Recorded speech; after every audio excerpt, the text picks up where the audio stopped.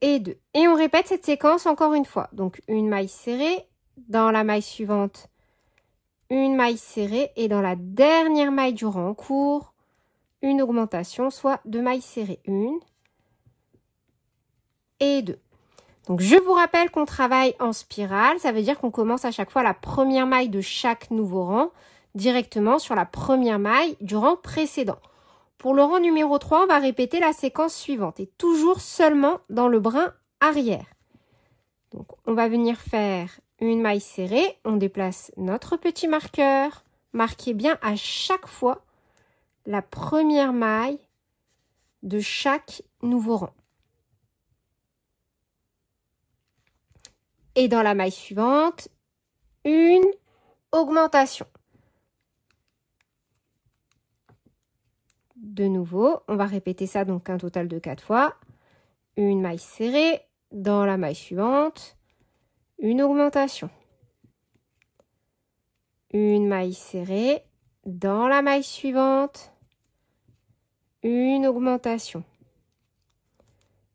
Une maille serrée, dans la maille suivante, une augmentation. On doit terminer le rang numéro 3 avec un total de 12 mailles serrées. Pour le rang numéro 4, on va répéter la séquence suivante. 2 mailles serrées, une augmentation, un total de 4 fois. Toujours seulement dans le brin arrière. Une maille serrée. On déplace notre petit marqueur. Dans la maille suivante, donc, une maille serrée. Et dans la maille suivante, une augmentation. On a donc la séquence 2 mailles serrées, une augmentation. Et on continue donc cette séquence, un total de 4 fois sur le rang. Donc là, on l'a déjà fait une fois.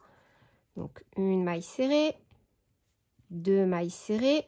Dans la maille suivante, une augmentation.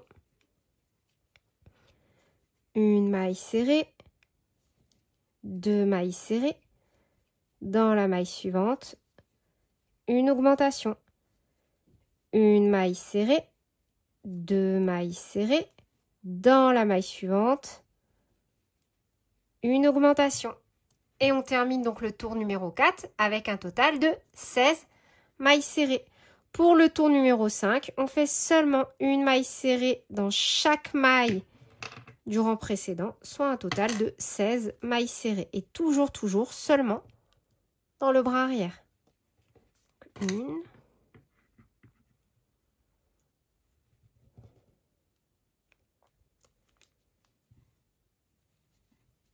2, 3, 4, 5, 6, 7, 8, 9,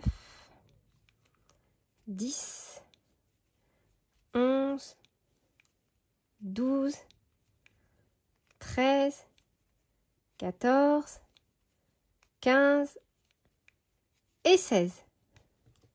Pour notre rang numéro 6, on va faire 3 mailles serrées, une augmentation, un total de 4 fois pour 20 mailles serrées. Donc, hop, la séquence que l'on répète cette fois-ci, c'est 3 mailles serrées, une augmentation.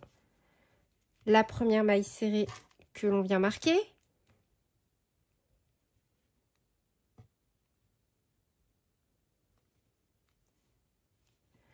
Deux,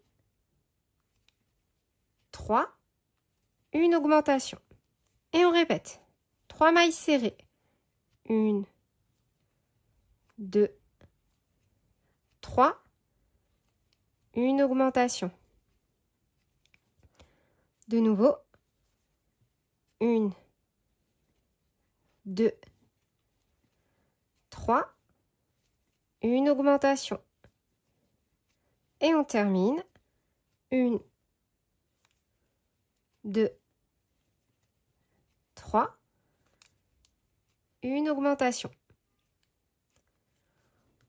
Pour le rang numéro 7, on fait 20 mailles serrées, soit une maille serrée dans chaque maille du rang précédent. Et 20. Pour le rang numéro 8, on va répéter 3 mailles serrées, une diminution, un total de 4 fois, soit un total de 16 mailles serrées. Donc, hop. 3 mailles serrées, donc 1,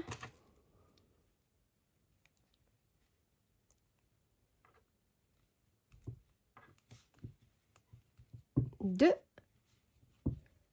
3, une diminution, donc on pique dans la maille, un jeté, on ramène, on pique dans la maille suivante, un jeté, on ramène, on a 3 boucles sur le crochet, un jeté, on passe à travers toutes les boucles et on répète. 1, 2, 3 mailles serrées, une diminution. 1, 2, 3 mailles serrées, une diminution.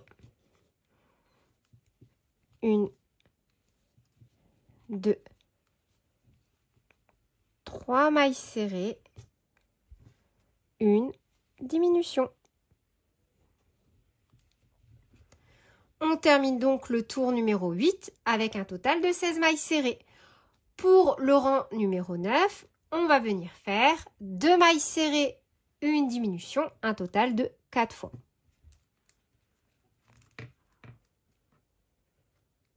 Donc,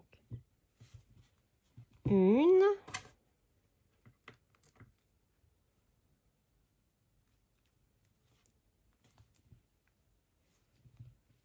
2, une diminution. De nouveau, 1, 2, une diminution.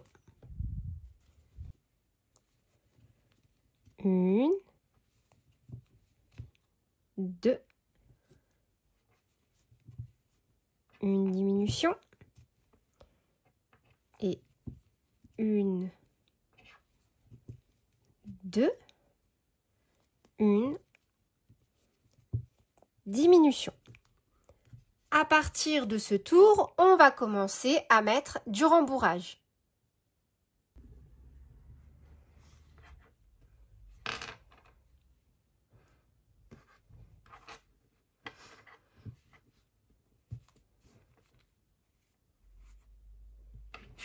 Donc, pour le rang numéro 10, on va répéter une maille serrée, une diminution, un total de 4 fois. Donc on fait une maille serrée,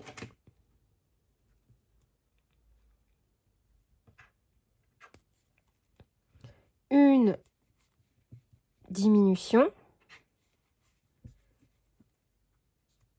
et on répète cette séquence 4 fois. Donc une maille serrée, une diminution, une maille serrée, une diminution, une maille serrée, une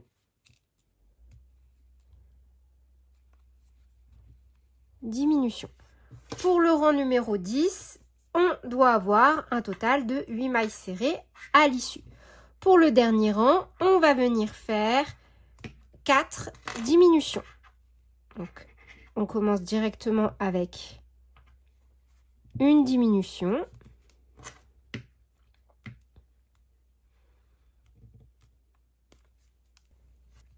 Et on répète donc encore 3 fois.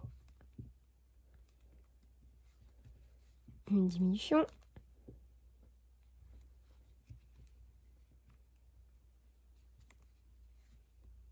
Une diminution. Et enfin, une diminution. On vient de terminer donc tout ce qui est en partie tour et maintenant on va passer à la réalisation des feuilles, donc de notre petite pomme de pin. Moi, je vais venir répartir un peu plus mon rembourrage comme ceci, mais de toute façon, vous allez voir qu'avec les petites feuilles, votre pomme de pin va prendre de l'ampleur. Donc maintenant, pour la suite, et vous allez voir, ça va être super facile, on va répéter toujours la même chose. Donc, on commence par faire 2 mailles en l'air, 1, 2, et cette fois-ci, on tourne l'ouvrage. On saute les 2 mailles en l'air que l'on vient de faire, 1 et 2.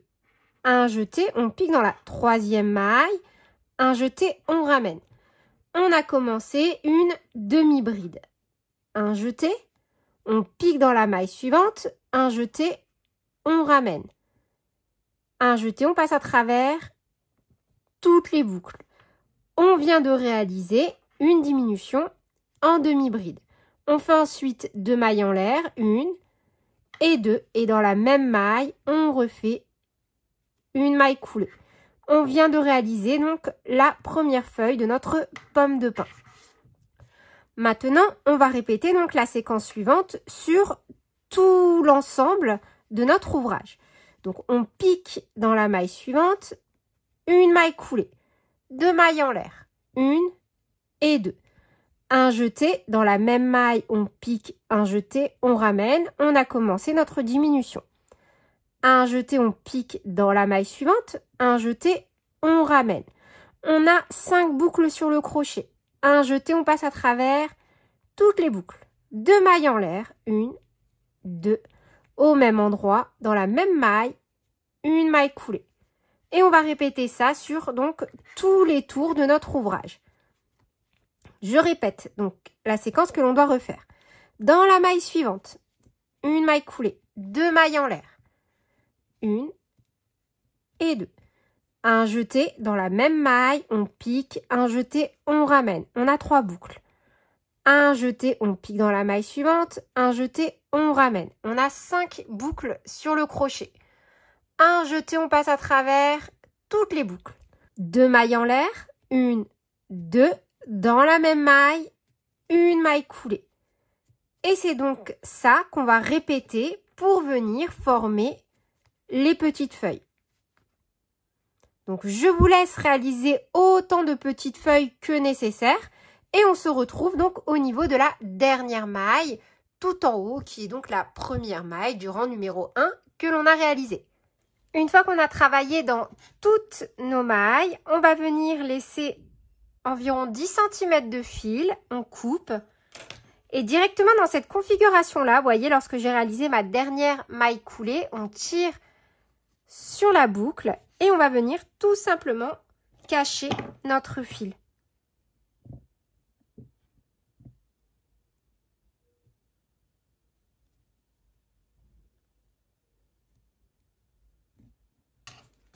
Donc moi, j'en profite pour réaliser également un petit nœud de sécurité.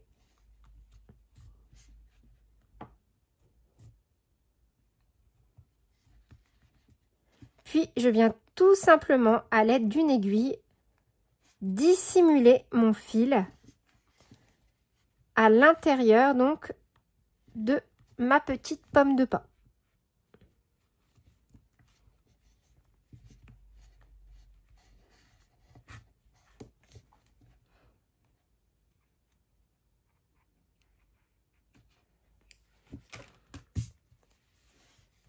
Et voilà pour le rendu final. Sur ce, je vous fais plein de bisous. Prenez bien soin de vous et à très bientôt pour de nouveaux tutoriels. Salut!